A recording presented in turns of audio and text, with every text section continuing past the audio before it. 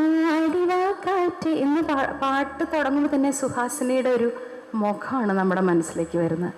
അങ്ങനെ ഓരോ പാട്ട് കേൾക്കുമ്പോഴും ആ വിഷ്വൽ നമുക്ക് വരികയാണ്. ജാനകിയമ്മ അല്ല അവിടെ കഥാപാത്രമാണ് പാടുന്നത്. ഇതെല്ലാം ഞാൻ മനസ്സിലാക്കിയതാണ്. പിന്നെ നേരത്തെ ആസ്മയുടെ കാര്യം പറഞ്ഞല്ലോ, അപ്പോൾ ഒരു രസകരമായിട്ടുള്ളൊരു കാര്യം ഞാൻ പറയാം. ജയേട്ടൻ്റെ അടുത്ത് പി ജയചന്ദ്രൻ അദ്ദേഹത്തിൻ്റെ കൂടെ ഒരു പ്രോഗ്രാമിന് പാടാൻ വേണ്ടി പോയപ്പോൾ എനിക്ക് ചെറിയ ബ്രീത്തിങ് പ്രോബ്ലം ഉണ്ടായിരുന്നു. അപ്പം ഞാൻ ചേട്ടനോട് പറഞ്ഞു, ചേട്ടാ എനിക്ക് ഒരു ശ്വാസത്തിൽ പാടാൻ കിട്ടില്ല, എനിക്ക് വയ്യ എന്ന് പറഞ്ഞു. അപ്പോൾ ചേട്ടൻ പറയാം, എന്താ പ്രോബ്ലം? ഞാൻ പറയല്ല, ബ്രീത്തിങ് ആണോ? അസലായി, എന്നാൽ നന്നായിട്ട് വരും, നല്ല ഫീല് വരും. അപ്പം ഞാൻ അതെന്താ ചേട്ടാ അങ്ങനെ എന്ന് ചോദിച്ചാൽ പറയാം, ജാനകിയമ്മയ്ക്ക് ആസ്മയുണ്ട്, നിനക്കറിയോ?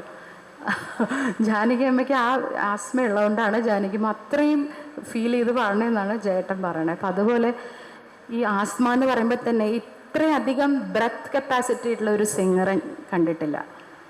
കൊഞ്ചി കരയല്ലേ എന്നുള്ള പാട്ടിൽ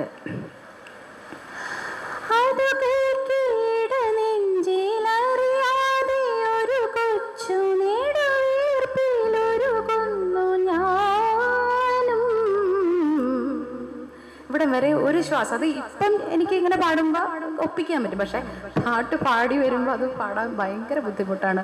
അതുപോലെ സൂര്യകാന്തിയുടെ ഫസ്റ്റ് ഹമ്മിങ് ഒറ്റ ബ്രത്താണ്, അത് പാടാനും ഭയങ്കര പാടാണ്. അപ്പോൾ ഈ ആസ്മ ബ്രീത്തിങ് പ്രോബ്ലം ഉള്ള ജാനകിയമാണ് റെക്കോർഡ് സൃഷ്ടിച്ചിരിക്കുന്നത്, അതായത് ബ്രെത്ത് കപ്പാസിറ്റിയിൽ.